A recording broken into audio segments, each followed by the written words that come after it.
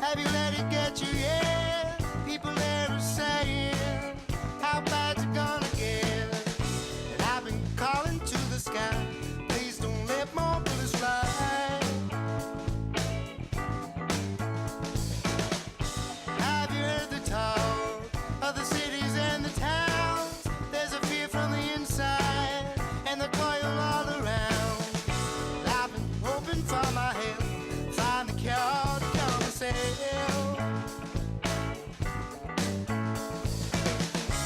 In these times of struggle, you can hear the children cry. Hi, everybody. I sure hope spirits are high on this beautiful Sunday, September 28th, 2014. Thank you for skipping a riveting episode of Ancient Aliens and the new jingoistic Madam Secretary. Insightful, I'm sure, but not nearly as fun as us. I am Brad Hartley, and this is the show that never talks down to you or takes you for granted. Since we are of the grassroots, quite the opposite is true. We speak with force and determination, ever upwards, unflinchingly at the self-appointed guardians of greed and power. You've got it, some mixed mental arts to help pump up our intellectual self-defense, only from Critical Mass TV. Thank you, as always, to Jeremy Harple and the Aerolites for our theme song, Have You Read the News? And to Vermont Community Access Media for making the show possible. Special thanks to Jim Kelty for dedicated technical service and to Arthur Hynes for his awesome video work and commentary. Last Sunday was the People's Climate March in New York City. Thousands of Vermonters joined people from around the world in a grand statement involving 400,000 motivated actors determined to show the world's industrial and political leaders that change is gonna come. Catastrophic climate disruption is but one of the agents of change. This reality is spurring the organization and cooperation of every imaginable justice movement worldwide. This is a turning point, one of those critical catalysts occurring throughout history that let those in the ivory towers know that they too must inevitably touch the ground. I was there along with hundreds of friends. My biggest takeaway was the extraordinary depth and breadth of the people and groups involved. This is the genesis of the movement of movements, the shift towards enlightened collective interest. For without the collective, without the committed numbers, the hard work of imagining and reconstructing the earth as a permanent, sustainable home for all, life just isn't possible. Listen, and you too will hear the stirrings and rustlings at the grassroots. The climate crisis, in the ultimate irony of ironies, may just give the combined justice movements the break they have always been looking for. It is the crack in the armor of capitalism that must be widened and breached. Another important reality was the ho-hum nature of the corporate media's coverage of the march and its contextual issues. The very fact that self-censorship by these profit-driven spokesmodels is so widespread proves the level of fear amongst the ruling classes of people taking direct action. Yeah, I know. Brad, what a frickin' party pooper you are. But mark my words, when the movement of movements, the diverse groups that constitute the core of the People's Climate March, truly get organized and begin the inevitable confrontation with U.S. state and corporate power, we will be facing the same grotesque machine that continues to grind Iraq, Afghanistan, and Gaza. I hope you really get it. What I am describing is the reverse resource war. Most large conflicts throughout history are violent moves by powerful elites to secure access to the world's scarce and therefore valuable resources. Oil wars aren't the first resource wars, and they probably won't be the last. ISIS or ISIL or whatever you want to call it is not really ideologically that different than the states that now seek to destroy it. I would in no way condone their aggressive greed or brutality, but they are little different than the aggressive and greedy members of the opposing coalition. In fact, they would not even exist if the U.S. hadn't, through years of occupation and destruction, create the conditions that allow them to flourish and recruit new members. Their biggest crime, in the eyes of the fossil fools, is that they don't toe the line. Where is the righteous indignation as the Israeli military, with our money, commits industrial-scale slaughter and mayhem on the caged, disenfranchised citizens of Gaza? People must continually be taught lessons about disagreeing with and confronting neoliberal corporate power. This is the real common core of the world's educational system, the deeply rooted dystopian domination and control system of the world's ruling elites. ISIS is a flashback retro-imperialist invader, not very different than the settler invaders that make up our own European ancestry. For isn't it true that no slaughter or genocide was too excessive in the planned depopulation of indigenous peoples from the very lands where we now sit? Didn't they just take what they wanted? The reverse of this, the reverse resource war, is what we must now face. How to force multi-trillion-dollar greed cults to strand their assets in the ground.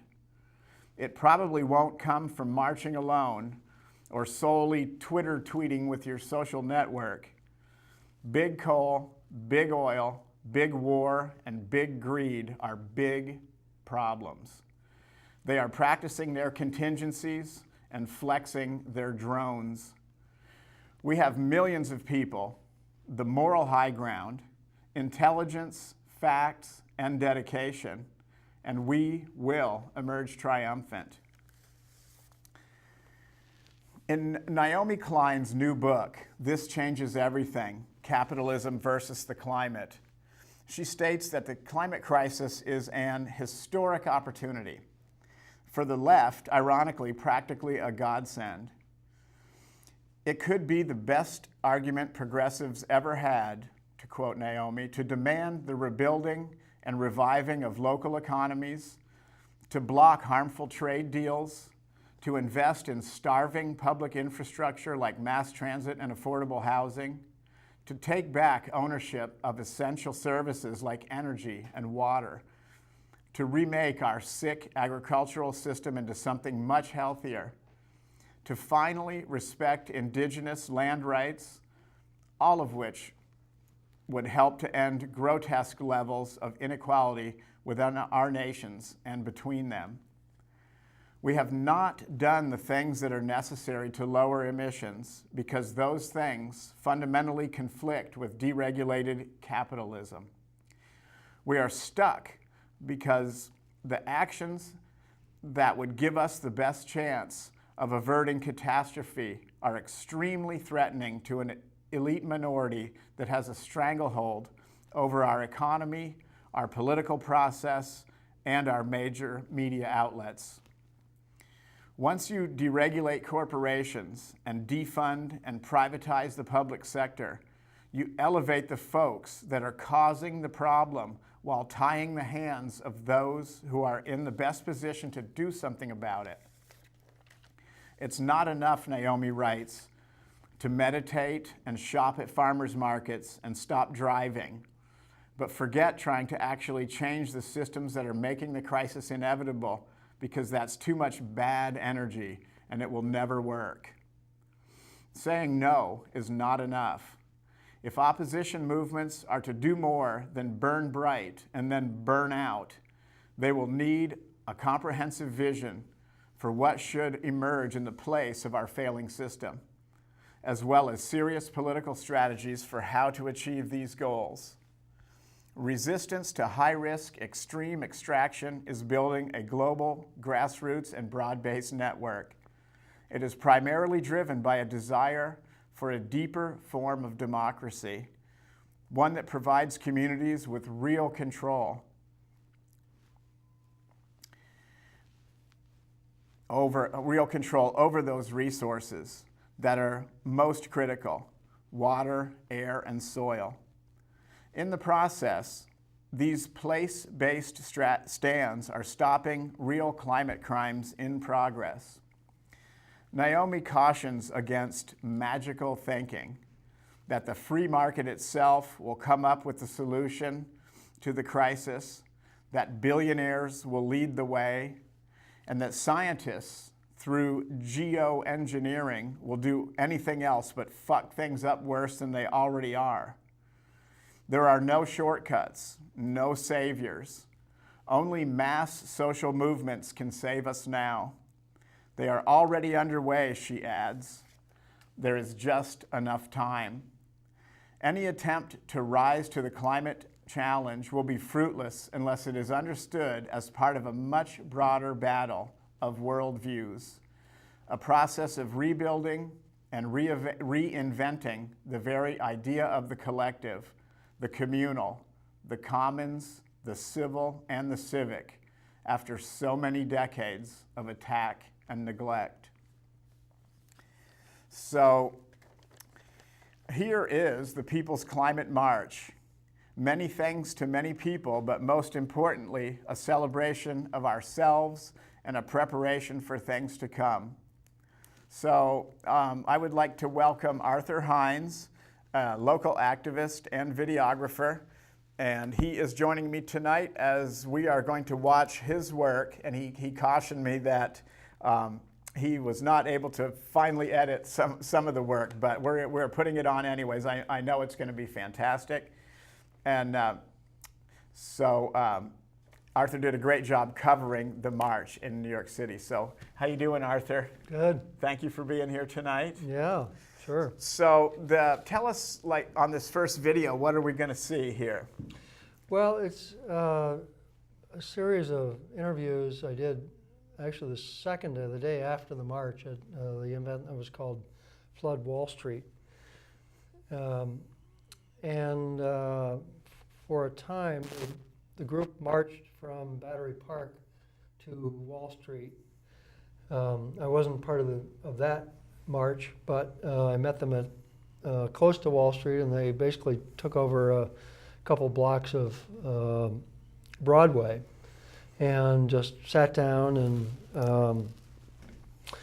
and were just meeting peacefully, and there was a lot of discussion going on. There was a number of people who were preparing for civil disobedience and a plan to get arrested.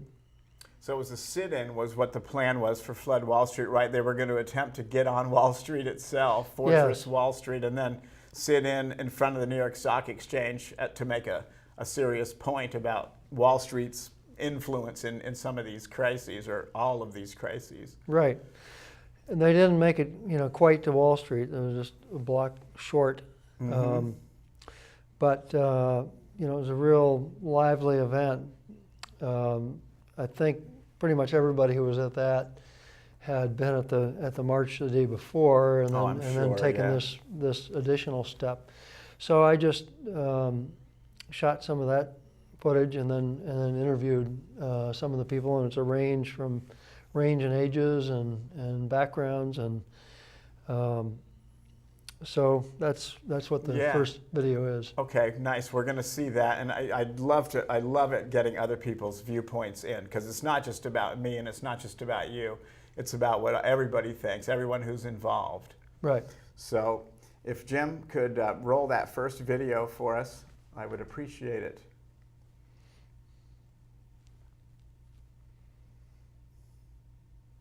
I Virginia, a frontline community. We're the second most threatened city by climate change in the United States. We have the continent's largest coal pier, and we're about to have a fracked gas pipeline. So I definitely want to represent all the things that we have going on there and let people know about them. I'm also here because I know people through organizing all over the country. I want to be able to support them and be here in solidarity with them and let everybody know that we're at a very pivotal point where if we don't start changing things, we're going to reach that point where we can't go back anymore. This is, the way I see it, this is our last chance to really do something big. The march yesterday was incredible. We had like double the largest side of the goal that we had, which absolutely blew my mind. I went to Forward on Climate, which was previously the largest climate rally in history, and this dwarfed it.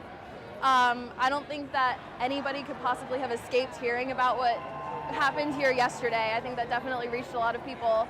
And here, I mean, people are still out here disrupting business, definitely bringing in the inclusiveness of issues, how things tie together, and how the economy and capitalism are tied to environmental issues, so we're not just focusing on things very one-sided. Resist! Raise up your fist! Resist! Resist! Raise up your fist! Resist! Resist! Raise up your fist! Resist!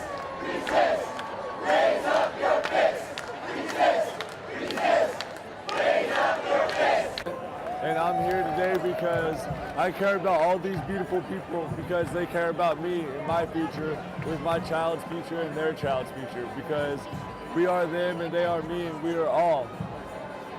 That's why I come. This climate injustice, this environmental injustice, social injustice, just injustice in general needs to stop.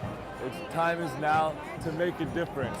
So that way we can have a future. That way our children don't have to pay these large industries before they even come out of the womb. It's disgusting how we live today with this inequality. It's time to have an inclusive society in which we could all be ourselves and not fear what other people are judging and what other people think about how we as people live on a day-to-day basis.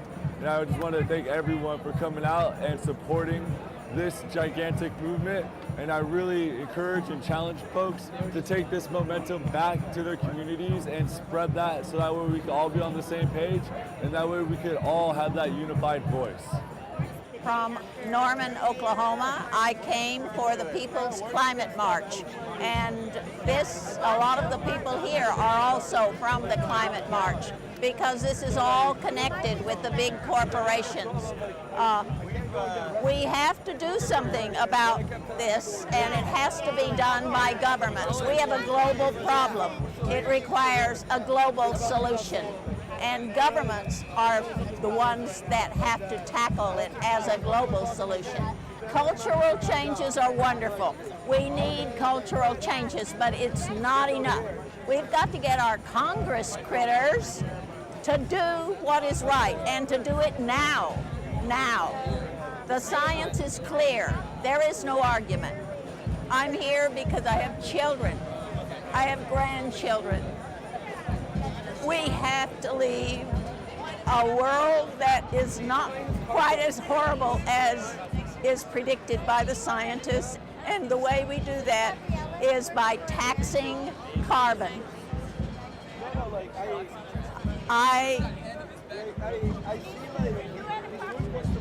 My children, when they ask me, Grandma, how did you let the world get this way?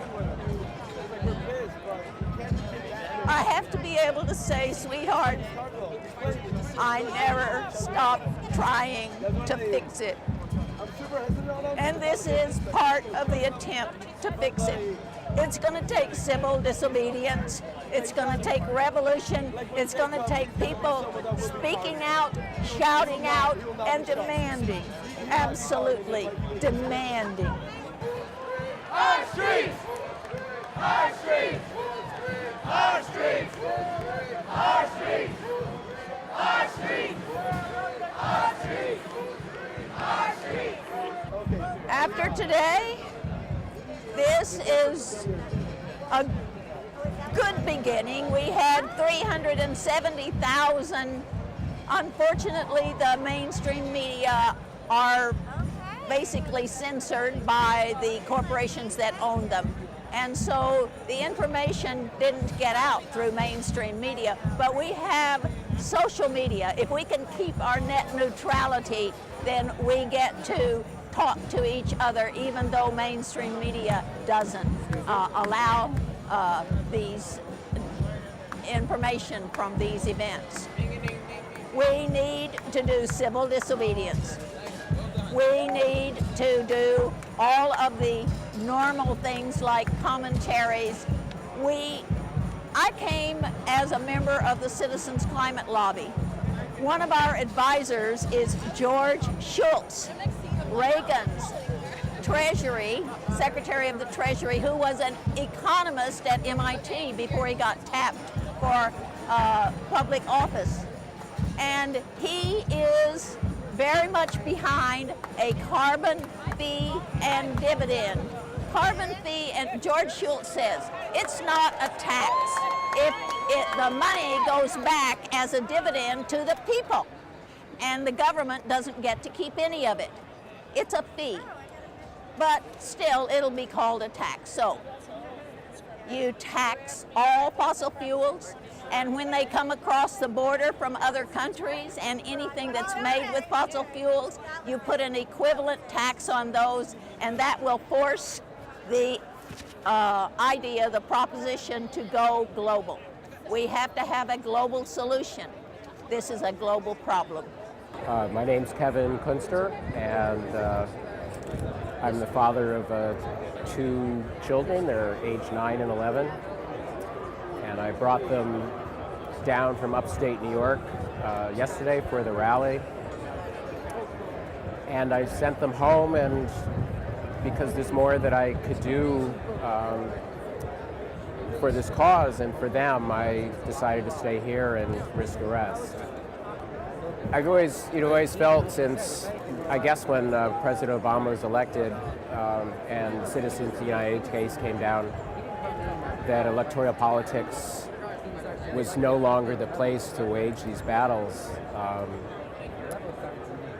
That the corporate money and the super PACs, and that includes Democratic super PACs, have really made off with our system. And the only change that has ever been enacted in our history usually has come through organized nonviolent civil disobedience.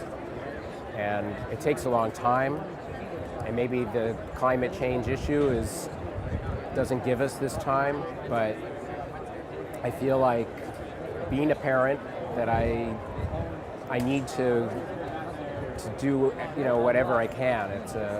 It's really a question of what did I do when they were young, because of course they don't really have an idea of the severity of the situation, because you don't terrify your children. And when they are old enough to understand what's happened to the environment, and that a generation, their parents' generation, and the previous generations had many opportunities to do something and didn't. And I think what's happening, since there was such an incredible turnout yesterday at the People's Climate March, which was 3 times what they expected, that hopefully there's going to be a kind of exponential awareness growing among people, because these issues are all interrelated. There's the income inequality, there's the climate, there's what's happening to people that live in poverty in the inner cities, and indigenous people, and it's all connected because of corporations now dictating policies and essentially choosing our elected officials and writing the legislation for them. So the only thing left now, I think, is to put your body out there and hope that enough people will start to see this and start to do the same thing. And Occupy Wall Street came very close. I think they had people in power terrified. And unfortunately, for various reasons, like a improving economy and the Occupy movements being removed from public spaces, it was so organic that it just went underground. It's still there, as you can see today, and it's been there since, but not visible. So hopefully, because they are still here, and I think the turnout today is so great because the climate change was so successful and people realize that now is the time to really get active in any way they can. And most people can't risk arrest, and that's understandable. But I think it's an obligation for the ones that can to do that. And I can do it, so that's why I'm here. Okay, I'm Hillary from New York, and I'm here because this is the headquarters of the people who are profiting from climate change. I hope today lends momentum to the movement and encourages people to come up with new and better solutions. My name is Dog Moon. I'm from Ypsilanti, Michigan. I'm here representing a group from Eastern Michigan University, Students for Ethical Participatory Education. We're a direct action student power group, and we work on multiple solidarity projects with oppressed peoples and peoples fighting and resisting against global climate change, capitalism, the police, the military, and private property in general. We're here to show our support and make connections with people from all around the world and learn how we can be more effective in organizing against the worst effects of climate change. I feel like I was present at the march yesterday, and it felt to me that that tactic of mass demonstration is no longer effective in addressing the immediacy of climate disaster and ecological destruction. And I feel like mass civil disobedience and more militant tactics are necessary in order to intervene with the flows of capital and disrupt industry, and as well as organizing alternative lifestyles within our own communities, things like communes, alternatives to police, trying to de-alienate and reconnect with where we are, since it's no longer the case that if we shut down or barricade one city, the whole world will crumble. We need more dispersed and generalized action within our own communities. So I'm here to learn how we can organize those in relation to one another and have a more effective, large change. This is my first time participating in mass civil disobedience, so I'm really impressed by the organization and the mic check as a means of more horizontal communication and collectivizing the protest. I think that I'm a little confused as to how effective, after the first hour or so, we were at shutting down traffic around Wall Street. I think the police are really good at barricading and caging us in so that we can feel powerful, but really not be having much of an effect in the larger area. So I'm interested to see the reality of that assumption. But it feels really awesome to be here with everyone. It feels like there's a lot of really powerful love and energy here, so I'm happy to be here. Hi, my name is Victoria Herring, and this is James, and we are here to protest. This is our second protest. Our first one was a national moment of silence for victims of police brutality, and now we're here not only just for people and for our descendants who are going to have to live in this world, but we're here for our planet. We live off of our planet and we take from our planet, but it's beginning to get to the point now where we're taking too much and we're taking advantage, and people are making money off of our planet being unhealthy. So yeah, we're all here, we're united as one people, and we're proud to be part of this earth. Where we from, baby? Where we from? North Carolina, from the South. Me and him have both signed that we are okay with getting arrested. Just because it's illegal doesn't mean it's morally wrong. So flower power, and yeah, thank you. Okay, hi, my name is Ben Potashnik. Lived in Vermont for 30 years, and I moved down to Mexico. I used to be a state senator in Vermont and an environmentalist. I worked with VPIRG, Earth Right Institute, a number of organizations. I'm an environmentalist, basically. I was executive director of NOFA for a while. I worked with the food co-ops, organic food co-ops and farmers. And I'm here because I think that Wall Street is at the heart of a real serious problem we have right now.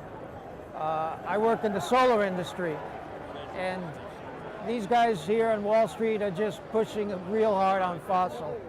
They're pushing the fracking industry. Exxon's here. The Koch brothers are associated with here.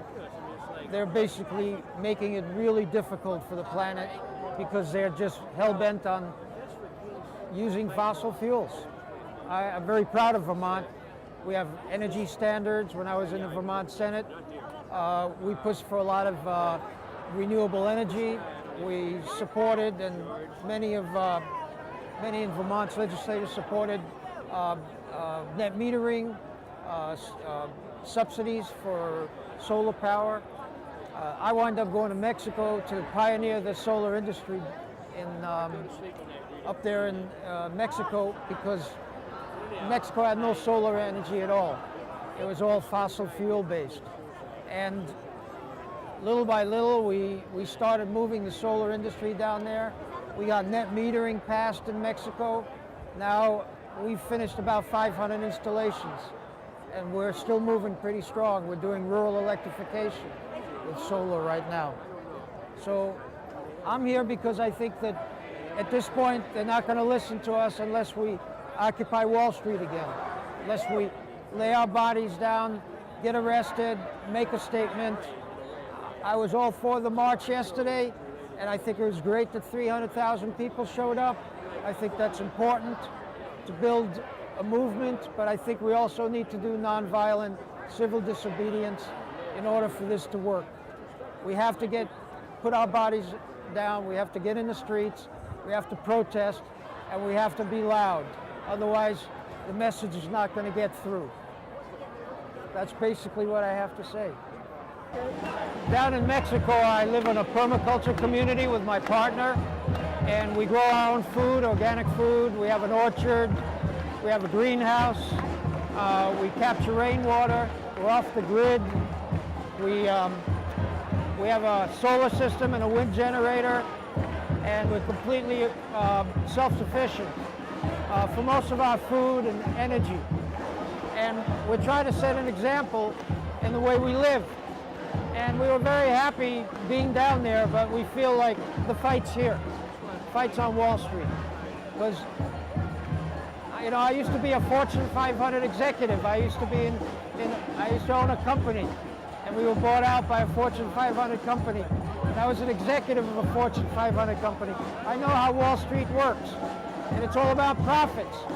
And if we don't stand up to them, if we don't resist, it's going to continue being all about profits, and we're going to ruin this planet.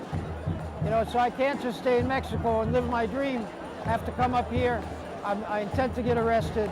I intend to go to jail to prove something that people should resist this capitalist system that's just so voracious. It's willing to sell the planet down the drain. These people are willing to sell their grandchildren down the drain. I won't do that. I have 2 daughters and a granddaughter. I won't let them down. I'll fight. I think after today we need to have more marches and we need to have more demonstrations and get more people to do civil disobedience here on Wall Street and in front of the White House. I think we're going to have to get in the streets with pitchforks. And I don't mean real pitchforks, but pitchforks made out of cardboard. We have to symbolically, show people power. We have to be in the streets in order to change the system. Otherwise, it's not going to change. The political system is bought and sold. The Koch brothers, for example, through ALEC, are now challenging renewable energy laws. They're going state by state to try to roll back renewable energy. And they're going to be successful because they buy politicians. With money in politics, you can't beat the system. When I was a state senator, I helped pass the Vermont Clean Elections Act, which is all about getting money out of politics. Without getting money out of politics, Wall Street's going to rule because they got the money and they're going to control politics. And the problem is that the Supreme Court is basically a corporatist Supreme Court. The Koch brothers are pushing the Tea Party. The Koch brothers are pushing ALEC. The Koch brothers are pushing for fossil fuel to be king because that's their business and they're all about profit. I just don't know how much richer they want to be, but they don't seem to feel like they have enough. And they're fighting climate change by deliberately lying to people the way the tobacco industry lied to us in the 50s and 60s and denying cancer, and denying that cigarette smoking was giving us cancer and ruining our hearts. Now the Koch brothers are doing the same thing that the tobacco industry did with the denial industry. They're paying professors, paying politicians, paying organizations, funding organizations to lie to us and say there is no climate change. That's why we got to get in the streets. That's why we have to fight. We have to resist. We have to do what Gandhi did and what Martin Luther King did to get our message across and to organize people to do something about this. And until we do that, it's not going to change. Until we demand campaign finance reform, it's not going to change. Until we get in the streets to demand campaign finance reform, it's not going to happen. So that's why I'm here. We have to be in the streets. We have to fight. We have to march. We have to protest. We have to have sit-ins, conferences, and we have to resist through nonviolent civil disobedience. It's the only way. This transcends us. This is ongoing. Nothing in this world is static, so why should we be stagnant? All matter is in a constant state of flux. It changes as a part of physics. You can't change, no matter how hard you kick and scream. This is for those who have ever been lied to, by Fox News or MSNBC too, for the right-wingers and left-side swingers who haven't figured out that their puppets play for the same puppet team. For those who have seen industry destroy something dear to them, for those who stand in solidarity against the Keystone XL pipeline, and for those who can set their water on fire. This is for those who turn a blind eye to what happens outside their windows, for the NIMBYs who point to someone else's backyard, and for everyone who thinks that the struggle is too hard. You have a tongue too, so use it. Scream until skyscrapers shatter around you. Sound up, so you know they're there. Pause. Let me hear you scream. My name is Ellen Taylor. I live in Washington, D.C. I'm here at the march and the sit-in to protect the planet. I have a long history of peace and social justice work. I still work against war, but I have come to realize that the greatest battle and challenge we are facing right now is the climate crisis, and that we need to restore the biosphere because we need this space to live and love and be happy. I've been arrested a number of times, once again, mostly for peace work, but more recently I've been risking arrest for the planet. I am one of the 54 persons who were arrested at the Energy Resources Management offices. They're the folks who are doing all the dirty work for the State Department with regard to the Keystone XL pipeline. I was also arrested in front of the Federal Energy Regulatory Commission, FERC, to tell them they should not rubber stamp approvals for a very damaging LNG export facility in Cove Point in Maryland. We have to keep that gas and the oil in the ground. One great way to do it is to stop its transport and its export. So I am here today to bear witness to the fact that we have to stop the course that we are on. Therein lies danger. We have to step back, pull back, and change course for renewable energy, for respect and love for the planet. Otherwise, we are doomed.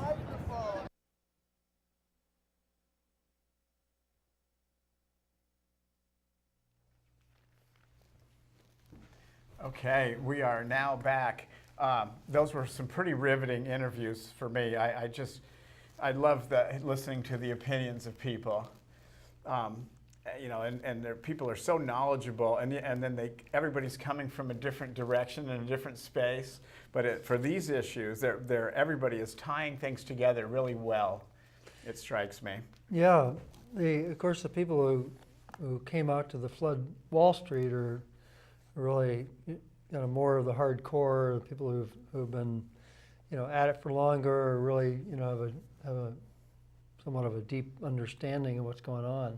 And they're definitely having an anti-capitalist predisposition, but just understanding that capitalism is the system itself is the root cause, the driver of a lot of these related issues, from climate change to war and profiteering and on and on. Yeah, and you really, you saw that in the march, and then of course on the flood Wall Street, that people are really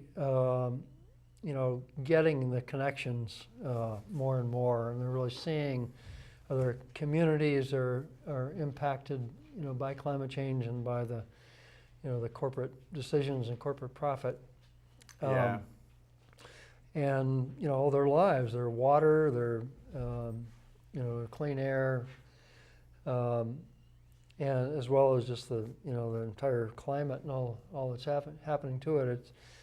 It's affecting people in many ways, and people are beginning to make the connections, and it's when you really look at it, it's not that hard to to see, and it's all tied together. And I feel like in the march, it was really clear that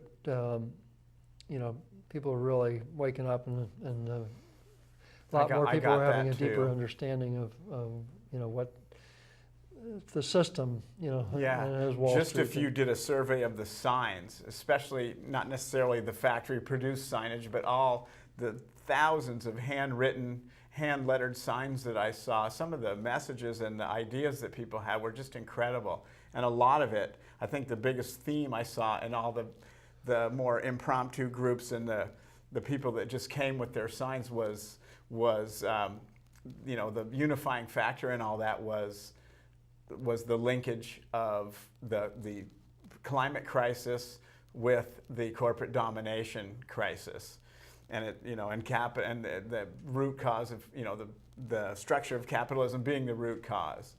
That means that it's an easy problem to solve. We just have to break the shield and break the back of capitalism. Yeah, that's all. And then we can start our rebuilding process. Yeah. But another thing that struck me too was some of the I would say middle-aged or a little bit older folks like ourselves.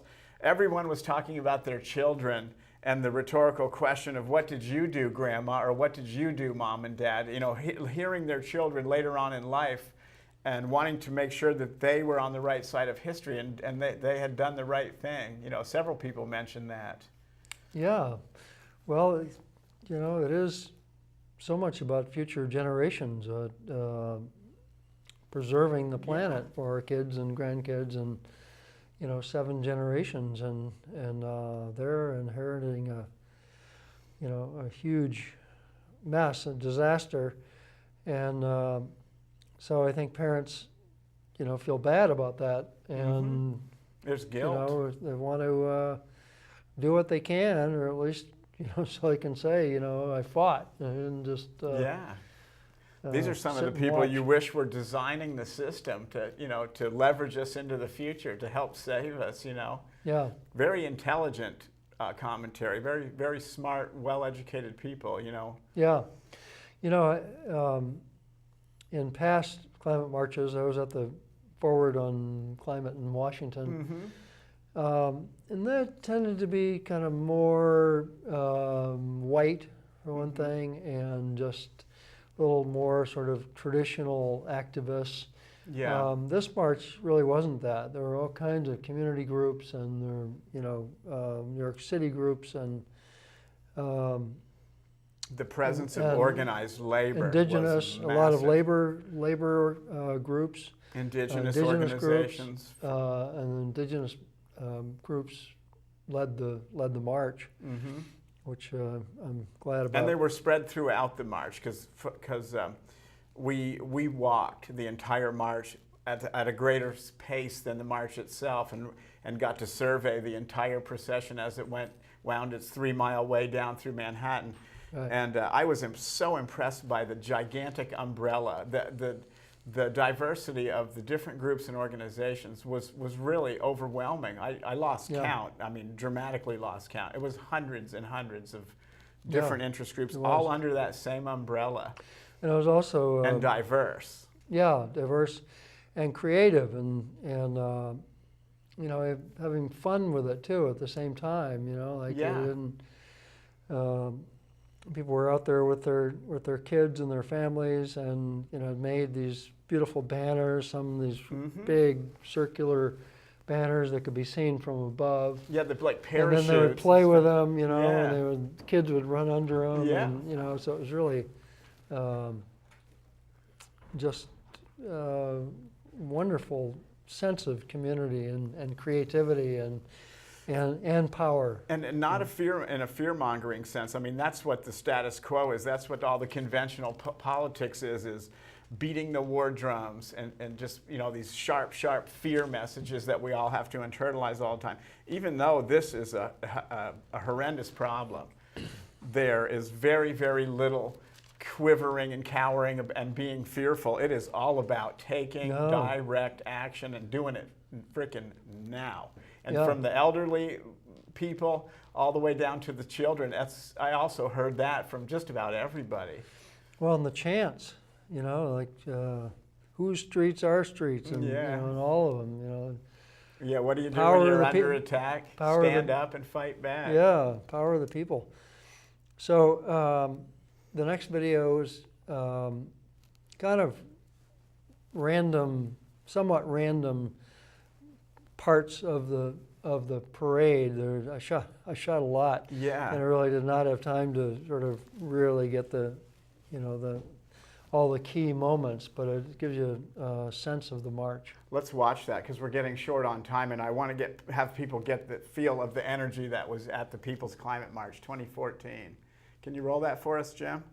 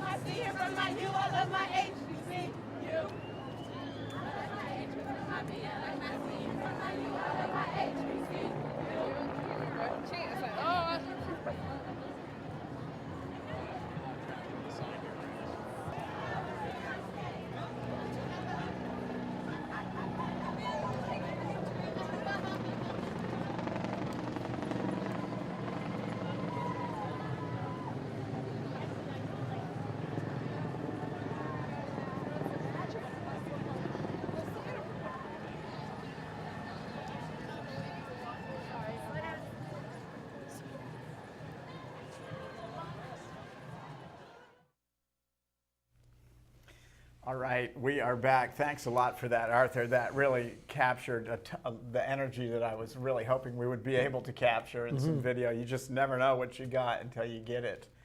Well, it's kind of feels like the tip of the iceberg, so to speak. Just there was so much there, and 400,000 people and I know 80 blocks, I know. full of people and signs and chants, and so I'm going to keep working with that material and show more of the chants and songs and. Bread and Puppet had the most amazing, moving, theatrical thing. One of the most spectacular things I've ever seen, even for Bread and Puppet. But I'll describe it really briefly. They had a huge banner. It was about protecting Canada's boreal forest. So they had like literally a herd of caribou as actors in the front. And then all of the Indigenous First Nations people and the things that are being impacted by destruction of the boreal forest in Alberta, and then in the back was just a huge tall banner with just like a big human skull on it, and you had to see it in action, but it was amazing. And there were lots of things like that. There was another really good point that unless people take it to the streets, nothing happens that's going to benefit working and average people. It never has, never will. Yeah. Elected governments and stuff have never done anything for working people, and Republicans have never done anything for anyone but themselves. Frederick Douglass with a famous quote about power concedes nothing without force, or what is the? Yeah. Maybe you remember the quote exactly, but that's the bottom line. That they will concede nothing without pressure. It's there to serve itself and its masters. Power has masters. So, and of course, there's no justice without peace, and there's no peace without justice. So thanks everybody for tuning in to another edition of Critical Mass TV. I hope you really enjoyed it.